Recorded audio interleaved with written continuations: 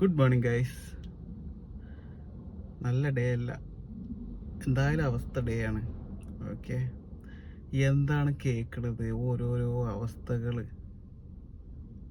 കണ്ടോ.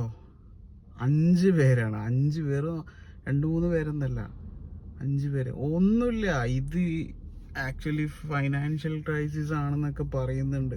പക്ഷെ financial crisis ആണെങ്കിലും സ്വന്തം കുടുംബക്കാരെ വീട്ടുകാർ കഴിച്ചിലായതാണ്. കുടുംബക്കാരെയും അവൻ്റെ ഒറ്റ സുഹൃത്തിനെയൊക്കെ വെട്ടി. എന്താ അവസ്ഥ അല്ലേ? ഈ 23 വയസ്സുള്ളൂ. 23 വയസ്സ്. നമ്മളൊക്കെ ഈ 23 വയസ്സിൽ നമ്മൾ എന്തിനാ ചെയ്തത്? നമ്മൾ എന്താ പറയുക, ഏതെങ്കിലും പുതിയ പടത്തിന് പോവുക, അല്ലെങ്കിൽ ഏതെങ്കിലും എന്താ പറയുക ആരെങ്കിലുമൊക്കെ കാണാൻ പോവുക, ചെക്കന്മാരായിട്ട് വൈബ് അടിച്ചെടുക്കുക, ആ ഒരു പരിപാടിയല്ലേനോ. ഇത് കണ്ടോ? എന്തല്ലേ, നാട് നെട്ടിക്കുന്ന അവസ്ഥകളാണ് ഓരോന്നും നടന്നുകൊണ്ടിരിക്കുന്നത്. ഈ ന്യൂസ് ഒന്ന് കണ്ടോ? തിരുവനന്തപുരത്ത് നടന്ന 23 വയസ്സുള്ള ഒരു ചെറുപ്പക്കാരൻ 5 പേരെ കൊലപ്പെടുത്തിയിരിക്കുന്നു. 6-ാമത്തെ ആൾ, അയാളുടെ അമ്മ അതീവ ഗുരുതരാവസ്ഥയിൽ തിരുവനന്തപുരം മെഡിക്കൽ കോളേജ് ആശുപത്രിയിൽ കഴിയുന്നു. സ്വന്തം അമ്മയെ, സ്വന്തം അമ്മൂമ്മയെ, 13 വയസ്സ് മാത്രമുള്ള സ്വന്തം സഹോദരനെ, സുഹൃത്തായ മറ്റൊരു 19-കാരിയെ, അച്ഛൻ്റെ സഹോദരിയെയും ഭർത്താവിനെയും, ഇത്രയും ആളുകളെ 3 സ്ഥലത്തായി കൊലപ്പെടുത്തിയിരിക്കുകയാണ് ഈ 23 വയസ്സുകാരൻ. സൽമ ബീവി എന്ന പ്രതി അഫാൻ്റെ വാപ്പയുടെ അമ്മ മരിച്ചു, വെട്ടേറ്റു മരിച്ചു. ഈ അഫാൻ്റെ സഹോദരൻ 13 വയസ്സുള്ള ഹക്സാൻ വെട്ടേറ്റ് മരിച്ചു. വാപ്പയുടെ സഹോദരി ഷാഹിദയും ഭർത്താവ് ലത്തീഫും വെട്ടേറ്റ് മരിച്ചു. അഫാൻ്റെ പെൺസുഹൃത്ത് ഫർഷാനെയും വെട്ടേറ്റ് മരിച്ചു. അമ്മ ഷെമി ഗുരുതരാവസ്ഥയിൽ തിരുവനന്തപുരം മെഡിക്കൽ കോളേജ് ആശുപത്രിയിൽ കഴിയുകയാണ്. എന്തിനായിരുന്നു ഈ കൊലപാതകം? എന്തായിരുന്നു യഥാർത്ഥ ലക്ഷ്യം?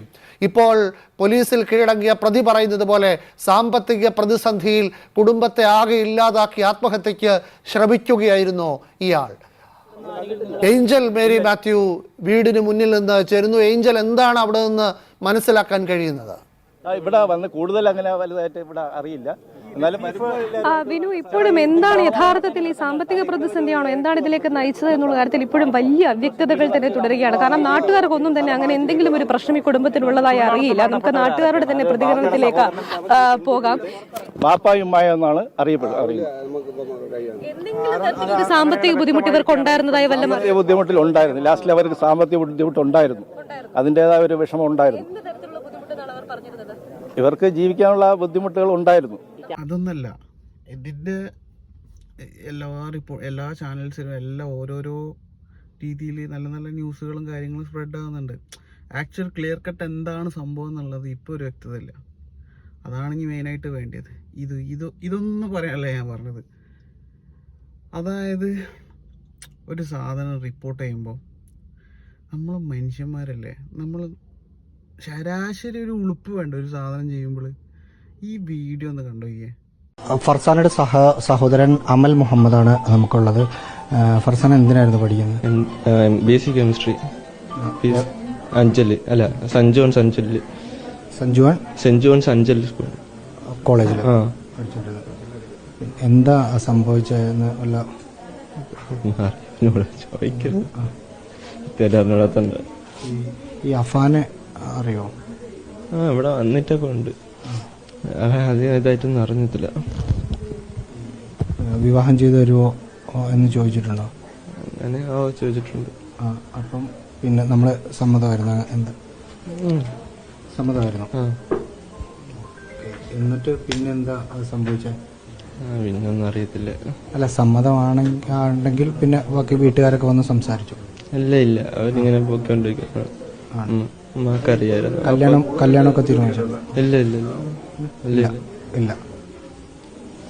ഓക്കെ, അതിനകത്ത് പിന്നെ സഹോദരനാണ് സംസാരിച്ചത്. ഇവിടെ ഈ പഠിക്കുന്ന വിവരങ്ങൾ പറഞ്ഞു. അപ്പം ഈ അഫാൻ വന്ന് വിവാഹം കഴിച്ച് നൽകാമോ എന്ന് ചോദിച്ചിരുന്നു. അതിന് വീട്ടുകാർ സമ്മതവും പറഞ്ഞിരുന്നു.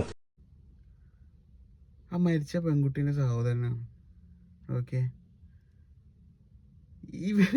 ഇമ്മാതിരി ചോദ്യം ചോദിക്കുന്ന ഇവൻ എന്താ ചെയ്യേണ്ടി അറിയാം? മാതിൽമം കൂട്ടിട്ട് 2 തിരുമ്പി വിടണം. അല്ല പിന്നെ ഇവൻ എന്താ ചെയ്യുക? ഇത് നോക്കിക്കേ ഒരവസ്ഥ ഒന്ന്. ഇവനെന്താ ചെയ്യേണ്ടത്? അവിടെ വേറെ ആരും ഇല്ലായിട്ടാണ്. ആ ചെക്കൻ്റെ മാനസികാവസ്ഥ എല്ലാവരും കൂടെ ഒന്ന് ആലോചിക്കുക. എന്തായിരിക്കും അവൻ്റെ മാനസികാവസ്ഥ?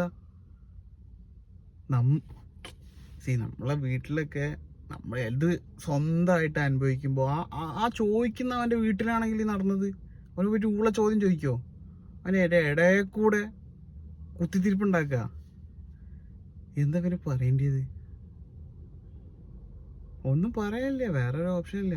ഇത് ഡ്രഗ്സ് ആണോ അല്ലെങ്കിൽ വേറെ എന്തെങ്കിലും ഇഷ്യൂസ് ആണോ ഒന്നാണെന്ന് നമുക്ക് പ്രെഡിക്റ്റ് ചെയ്യാൻ പറ്റില്ല. ആ പയ്യനെ കറക്റ്റായിട്ട് എന്താണ് അവൻ്റെ അവസ്ഥ എന്നുള്ളത് അവനോട് തന്നെ കൗൺസിലിങ്ങും കാര്യങ്ങളിലൂടെ തന്നെ ഇനിയിപ്പോൾ കിട്ടുള്ളൂ എന്താണ് നടന്നതെന്നുള്ളത്. ഇനിയിപ്പോൾ ഒരു നിമിഷം മതി, ഒരു നിമിഷത്തെ അറ്റാക്കിങ് മൈൻഡ് ഒഴിവാക്കി കഴിഞ്ഞാൽ ചിലപ്പോൾ റെഡി ആവുമായിരിക്കും. പക്ഷെ അവന് 23 വയസ്സുള്ളൂ. ഈ 23 വയസ്സിൽ 5 കൊലപാതകം എന്നൊക്കെ പറയുമ്പോൾ